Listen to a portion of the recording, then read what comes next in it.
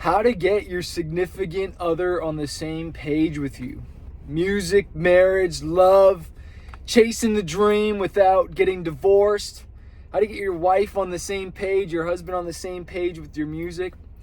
I remember when I was dating my girlfriend at the time, who's now my wife, who I thank God for. I have a very supportive woman in my life who's my designer, just my business partner. You know, like we really work on this thing together. Like I was even saying to her last night that, like, look, we've built this together. You know what I mean? I said to her, you know, you need to take even more ownership of what we've built and what we've done. Sure, yeah, it's a lot of the time the face and, you know, really going out there. And I know I drive a lot of stuff, but if it wasn't for her, man, I'd be a mess. I'd be all jacked up. And just having that support system, like how many times have I been in doubt or discouraged or cried on her shoulder or got rejected and had somebody there to encourage me. And maybe you don't have that someone at all, and they like hate that you do music. They don't get it, and it's frustrating, right? And I remember when we were dating, I stopped the car. I said, "Are you sure you want to like stay with me and be with me? Like, I'm gonna travel the world. I'm gonna do music." And this is before I even left our like country or like gone anywhere, like left the province or anything. Like I was like terrible at music. But I had a dream, right? I had something inside of my heart. And I said to her, I was like, yeah, like, we're going to do this. Are you sure you want to be along for this ride? Because it's going to be crazy. And I'm called to do this. Are you sure? And she was like, yeah. Now, at the time, if she knew I'd be doing like 150 shows a year at times, and the crazy ride that it's been on, 22 countries we've toured, and all the stuff, you know, we didn't know at the time. Right? I was at a full-time job one time, and I remember all of a sudden, just one day, I shouted out to my buddy. We're IT guys, and I was doing music on the weekends and stuff. And I said to him, I want to go to Germany one day. I want to go to Germany. And I never played Germany. I never been to the UK. I never been to Europe. And lo and behold, many, many years later, I'm like doing big festivals and playing shows in Germany. And it's one of my biggest markets now for music. And it might sound like, of course, Chris, manifest, yeah, you're doing that, but like you gotta understand, like I didn't actually know, and that's why it's so important to have faith for things and believe and have a vision for where you want to go. But it's really, really important to have a spouse and someone that's going to encourage you. And if you're dating still, then my advice is just to be really honest. And let people know where you want to go, and that, do you want to be along for this ride? You know, it's not always going to be easy. There's going to be ups. There's going to be downs. It's going to be hard, right? And you might not tour all the time. You might just be doing music and doing it from the studio. But do you have someone are they supportive? Are they supportive now?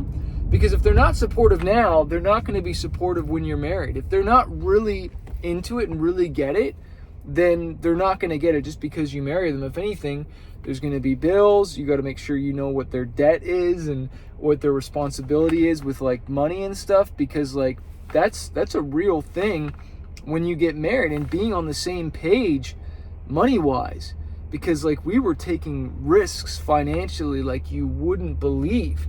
So that's why when I tell you guys to get coaching or to join one of my courses or something like that, I've already done it. I've already taken the risk. One of the biggest risks was $900 a month for coaching, right? And to grow. And it's like, we didn't have that, but I knew this person could help me get to where I wanted to go faster.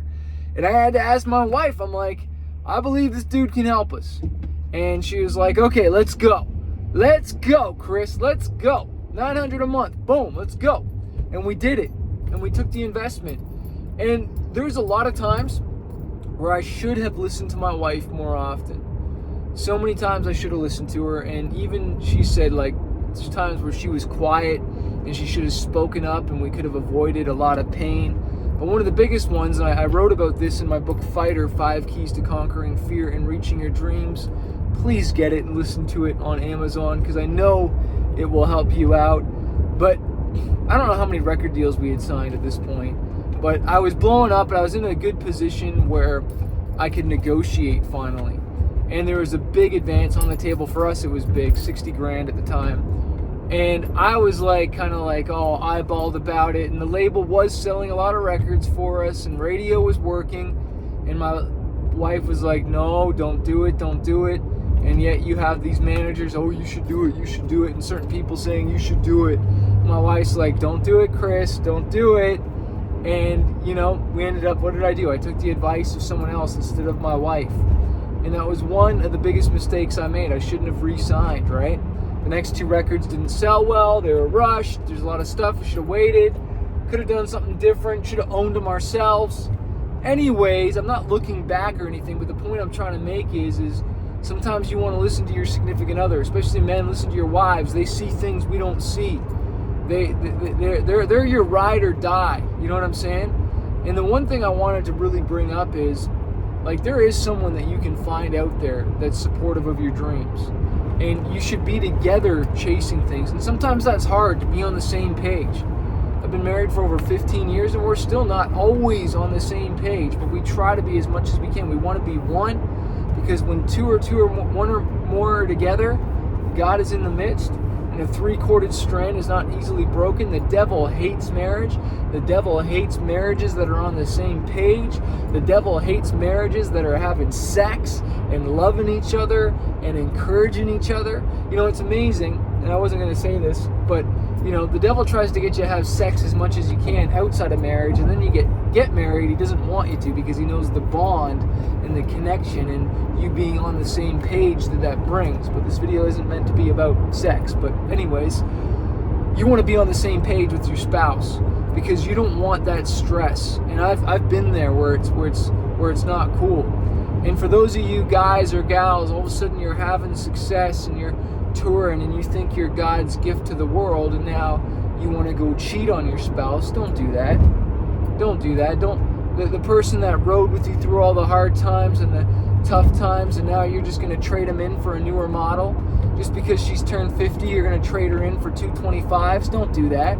Don't do that junk. You stay with the person. The damage, the heartache, the time you will waste going through the divorce and the pain of that will cost you not months but years of pain and step back. The statistics are so true. My man Stefan Arnio, rest in peace, was sharing about this, and he's right. Because think about it, when you get in a fight with your husband or wife, you can't think straight, right? And like you're in that turmoil. You're not your most creative, and you want to be great. And I've had opportunities to cheat on my spouse so many times, all across the U.S., Japan, China, all across the world. Hooker flyers put underneath our door. Heck, our traveling guy, our translator, and kind of like road manager. What do you guys want? Do you want drugs or do you want girls? What do you guys want to do after the show? And we're like, dude, we don't do that stuff. First of all, we're Christians. Second of all, we're married, you know, and so there's going to be challenges. And, you know, marry someone you love. And maybe you're in a really hard relationship and they're not getting it. And maybe you need marriage counseling and you need to step up and man up and have the conversation. And maybe you're too scared to do that alone because maybe he or she is too much of a dominating figure, and it's just like every time you try and have a conversation, it blows up. I've been there. I get that. I understand that. Well, then bring a third party in and get some counseling to talk it through so that they can be held accountable, so they don't go all crazy and say, look, I want to work this out. I want to chase my dreams. I want you to chase yours. Where's the common ground here? How can we come together and both chase our dreams and make this happen, right? Without going off the rails, without having to get a divorce. And, you know, like, I'm totally against divorce at all costs. But I know, obviously, if someone's cheating or someone's being abusive or someone's crazy, and, like, this is your life. Life is short. And this is why you got to be careful who you marry. You don't just marry anyone. I know people that are in relationships that held them back from their dreams and they missed out on opportunities. Like, even specifically with me, they couldn't do certain things because their significant other wouldn't let them, and then they missed out on something. And honestly, it messed up something with me too, because we couldn't do something. And anyways, I can't get into that, but just the idea of someone holding you back. You want someone that's pushing you forward. I always talk about don't have negative people hanging around you. Well, don't get in a negative relationship. Marry an optimist. Marry a dreamer. But on the second side is, for the ladies or guys or whoever's watching this, you can't just be burying and spending money and going into debt and it not working and being stupid. Like, I've done stupid. I've wasted money the wrong way. I've spent money on the wrong things. But I learned from it, and we pivoted and we figured it out. I worked hard. I didn't just hope marketing and just assume it was going to work out. No, I got down. I looked at the numbers. I looked at the budget. We got on the same page together with our money, and wasn't just like spending money like it's water. I got the coaching. I got the right advice. But I've been around artists and musicians that are honestly you're dumb. You spend money on dumb things, and your head's in the clouds with things, and you need to come down to reality, because you're not making sense. And yeah, sometimes the music industry doesn't make sense at first. You do got to invest. It's a business that you got to invest for a long time sometimes before you see an ROI. But that's why you keep your job. Don't be a dummy like me who quit his job too early. And that's why you need to read that book, Fighter, 5 Keys to Conquering Fear. You can see exactly what I did right and exactly what I did wrong. And I just pray that you find that right person. I believe that there's a good person out there. And I just pray for your marriage. If it's tough, I get it. Keep fighting, my friend. Keep chasing this dream. And never give up, man. Never, ever, ever give up. Never give up. You don't know if your breakthrough is right around that corner. Okay?